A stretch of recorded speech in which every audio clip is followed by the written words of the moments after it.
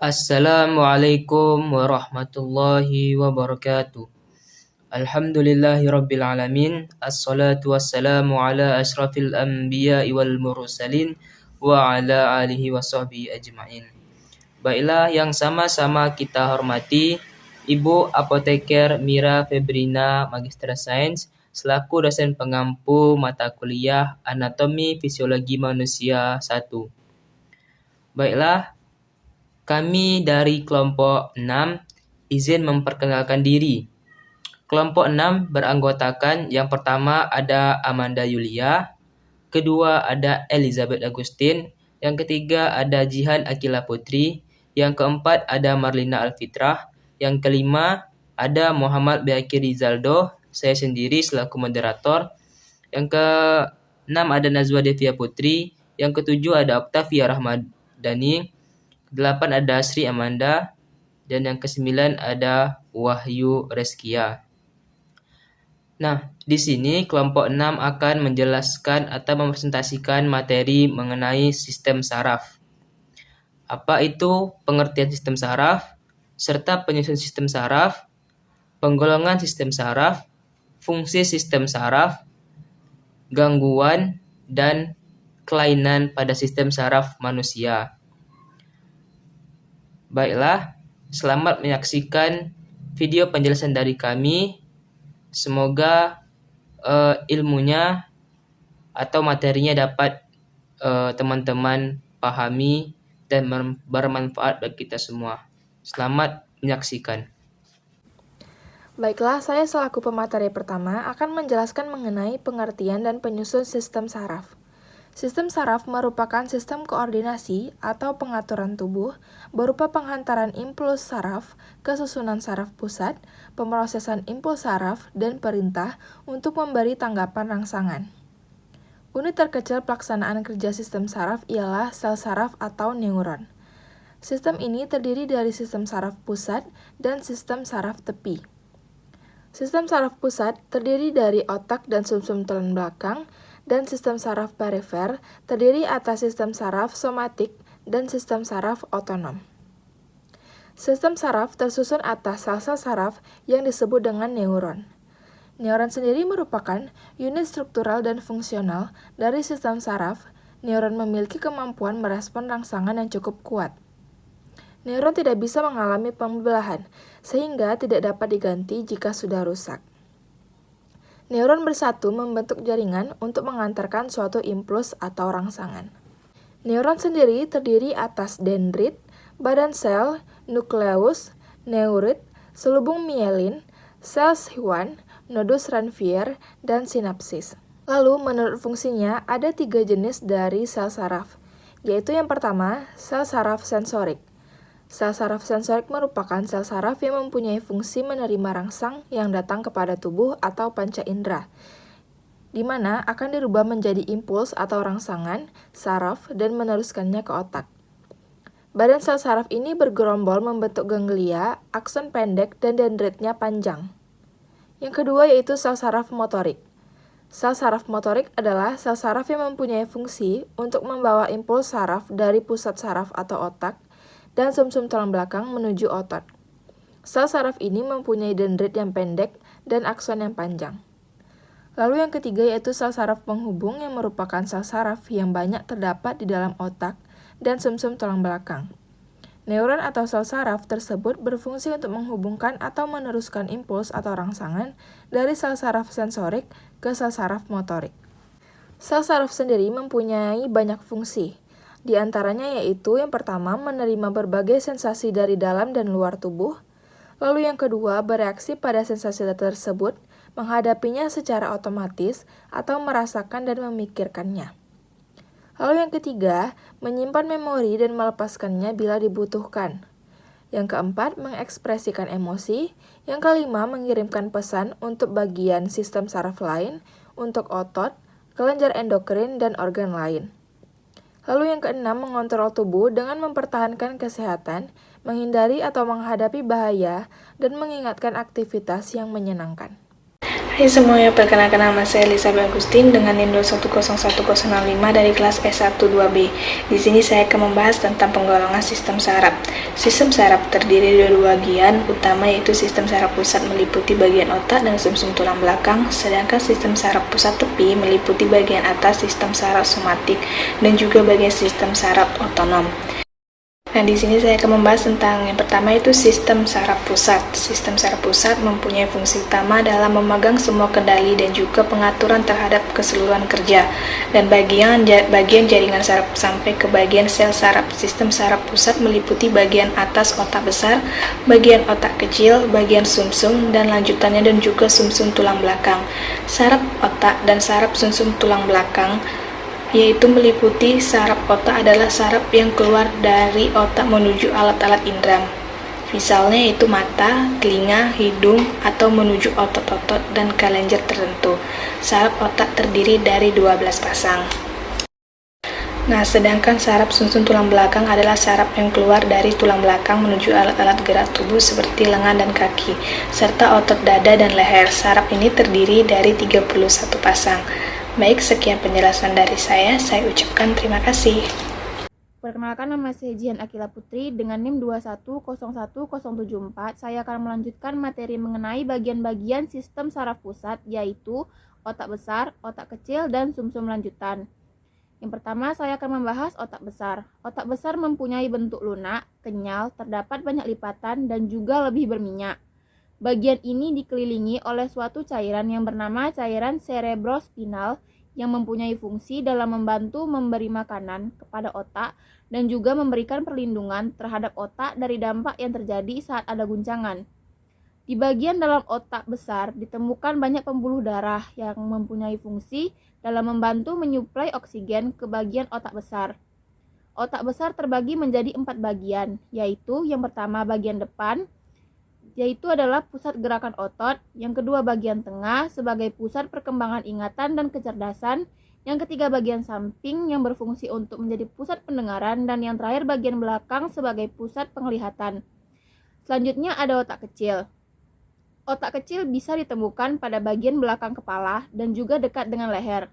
Fungsi utama dari otak kecil ialah digunakan sebagai pusat terjadinya suatu koordinasi terhadap gerakan otot yang biasanya terjadi secara sadar, berpengaruh pada keseimbangan dan juga posisi tubuh.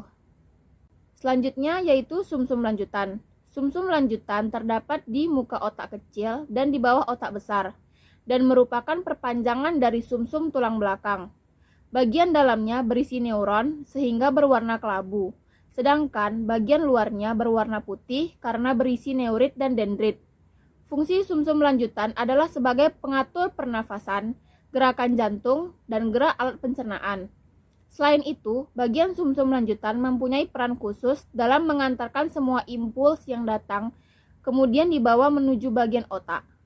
Sumsum lanjutan pun sangat berpengaruh terhadap gerak refleks fisiologi, meliputi tekanan darah, jantung, respirasi, volume, sekresi kelenjar pencernaan, dan juga pencernaan. Sekian dari saya kembalikan kepada moderator. Baik, saya akan melanjutkan presentasinya, yaitu sumsum tulang belakang. Sumsum tulang belakang atau disebut juga dengan medula spinalis merupakan perpanjangan dari sistem saraf pusat. Seperti halnya dengan sistem saraf pusat yang dilindungi oleh tengkorak kepala yang keras, sumsum tulang belakang juga dilindungi oleh ruas-ruas tulang belakang. Sumsum tulang belakang memanjang dari pangkal leher hingga ke selangkangan. Bila sumsum tulang belakang ini mengalami cedera di tempat tertentu, maka akan mempengaruhi sistem saraf di sekitarnya. Bahkan bisa menyebabkan kelumpuhan di area bagian bawah tubuh seperti anggota gerak di bawah, yaitu kaki. Sumsum tulang belakang adalah kumpulan saraf berbentuk silinder yang dimulai dari otak bagian bawah, kemudian memanjang menyusuri kanal tulang belakang. Sumsum tulang belakang terbagi menjadi beberapa segmen, masing-masing segmen memiliki sepasang akar saraf di kanan dan di kiri. Akar saraf depan atau ventral atau saraf eferen bertindak sebagai motorik. Sedangkan akar saraf belakang atau dorsal yaitu saraf aferen bertindak sebagai sensorik. Secara anatomis, sumsum tulang belakang merupakan kumpulan sistem saraf yang dilindungi oleh ruas-ruas tulang belakang. Sumsum tulang belakang ini disebut juga dengan medula spinalis ini merupakan kumpulan sistem saraf dari otak. Secara rinci, ruas-ruas tulang belakang yang melindungi sumsum tulang belakang ini adalah sebagai berikut. Yang pertama adalah vertebra cervicalis, yaitu ruas tulang leher yang berjumlah 7 buah dan membentuk daerah tengkuk. Yang kedua adalah vertebra thoracalis, yaitu ruang tulang punggung yang berjumlah 12 buah dan membentuk bagian belakang toraks atau dada. Yang ketiga adalah vertebra lumbalis, yaitu ruas tulang pinggang yang berjumlah 5 buah dan membentuk daerah lumbal atau pinggang. Yang keempat adalah vertebra sarcalis, yaitu ruas tulang kelangkang yang berjumlah 5 buah dan membentuk os saccharum. Yang kelima adalah vertebra coccygeus, yaitu ruas tulang tungging yang berjumlah 4 buah dan membentuk tulang coccygeus.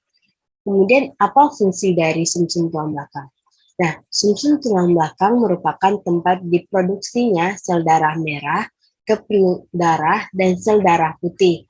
Tanpa sel darah yang diproduksi sumsum tulang belakang ini, tubuh kita tidak akan berfungsi dengan baik. Assalamualaikum warahmatullahi wabarakatuh. Perkenalkan, nama saya Nazwa Devia Putri dengan NIM 2101084. Di sini saya akan melanjutkan materinya. Sistem saraf tepi. Sistem saraf tepi merupakan kumpulan saraf lanjutan dari otak dan spinal cord.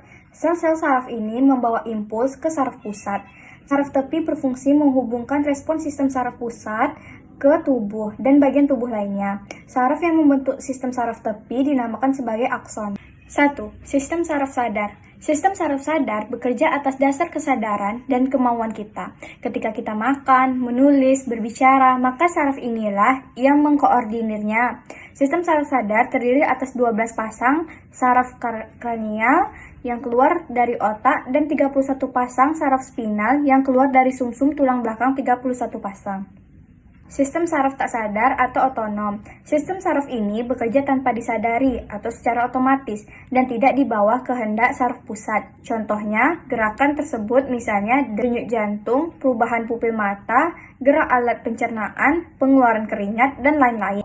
Fungsi saraf otonom terutama berkenaan dengan organ-organ dalam mulut. Sifat kerja yang terdiri dari dua bagian yaitu saraf simpatis dan saraf parasimpatis. Ini saya akan melanjutkan materi mengenai anatomi dan fisiologi saraf simpatis. Sistem saraf simpatis adalah bagian dari sistem saraf otonom yang cenderung bertindak berlawanan terhadap sistem saraf parasimpatik seperti mempercepat detak jantung dan menyebabkan kontraksi pembuluh darah. Sistem simpatis memiliki ganglion yang terletak di sepanjang tulang belakang yang menempel pada sumsum tulang belakang, sehingga memiliki serabut ganglion pendek dan serabut postganglion yang panjang. Serabut tunggang atau serabut saraf yang menuju ganglion dan serabut saraf yang keluar dari tangki disebut serabut postganglion. Saraf simpatis terbagi menjadi dua bagian yang terdiri dari saraf otonom dan saraf otonom sakhiral, terletak di depan kolumna vertebrata dan berhubungan dengan sumsum tulang belakang melalui serabut saraf. Saraf simpatis memiliki fungsi yang pertama yaitu mempercepat denyut jantung, mempersempit diameter pembuluh darah, memperlambat proses pencernaan, memperkecil bronkus, menurunkan tekanan darah, memperlambat gerak peristalitis, memperlebar pupil, dan memperlambat sekresi empedu. Selanjutnya, saya akan membacakan tentang saraf parasimpatik. Adalah saraf yang berpangkal pada medula oblongata dan pada daerah skum dari medula spinalis. Oleh karena itu, saraf parasimpatis disebut juga saraf kraniosakral. Fungsi dari saraf parasimpatis yaitu menghambat denyut jantung, memperlebar bronkus, menaikkan tekanan darah, memperlebar diameter pembuluh darah, mempersempit pupil, serta menaikkan sekresi adrenalin. Selanjutnya tentang gangguan dan kelainan pada sistem saraf manusia. Ada banyak macam gangguan otak dan saraf yang bisa mengacaukan pengiriman dan proses sinyal neuron. Beberapa di antaranya adalah: yang pertama, infeksi sistem saraf. Penyebab penyakit ini adalah infeksi virus, bakteri, atau jamur yang menyerang sistem saraf. Virus, jamur, dan bakteri tersebut masuk ke otak dan sumsum tulang belakang melalui darah, sel saraf, atau tulang yang patah. Yang kedua, radang otak. Penyebab dari penyakit ini adalah virus. Penderita yang terkena penyakit encephalitis atau infeksi otak biasanya merasa demam dan sakit kepala yang berkelebihan. Selain itu, perasaan mengantuk dan juga bingung dapat kerap terjadi. Selanjutnya saya akan menjelaskan tentang meningitis. Meningitis atau radang selaput merupakan salah satu bentuk infeksi yang menyerang pada selaput, yang mana fungsinya menutupi otak dan sumsum tulang belakang. Penderita akan merasakan demam cukup tinggi. Penyakit ini disebabkan oleh virus dan bakteri. Selanjutnya yang keempat, Alzheimer. Penyakit progresif yang menghancurkan memori dan fungsi mental penting lainnya. Koneksi sel otak dan sel-sel sendiri merosot dan mati. Akhirnya menghancurkan memori dan fungsi mental penting lainnya. Gejala utama berupa hilang ingatan dan kebingungan. Belum ada pengobatan yang tepat, tetapi obat-obatan dan strategi manajemen sementara dapat meringankan gejala. Selanjutnya yaitu vertigo. Vertigo adalah gejala yang menyebabkan seseorang mengalami sensasi pusing berputar yang muncul secara tiba-tiba pada kondisi yang parah. Gejala vertigo bisa mengganggu aktivitas sehari-hari, sebab vertigo bisa menyebabkan hilang keseimbangan dan disorientasi. Yang terakhir yaitu lumpuh otak. Penyakit lumpuh otak atau biasa dengan nama cerebral palsy merupakan jenis penyakit syaraf yang cukup mengganggu bahkan sangat mempengaruhi sistem koordinasi serta pergerakan tubuh. Penyebab terjadinya penyakit ini karena adanya masalah yang serius pada bagian otak besar. Sekian penjelasan materi sistem saraf oleh kelompok 6. Apabila terdapat kesalahan dan kekurangan, mohon dimaafkan. Semoga materi yang telah kami berikan dapat dipahami oleh teman-teman semua dan bermanfaat bagi kita semua. Amin ya rabbal alamin. Saya Muhammad Baiki Rizaldo selaku moderator memohon maaf jika terdapat kesalahan kata. Mohon dimaafkan. Saya akhiri. Wassalamualaikum warahmatullahi wabarakatuh.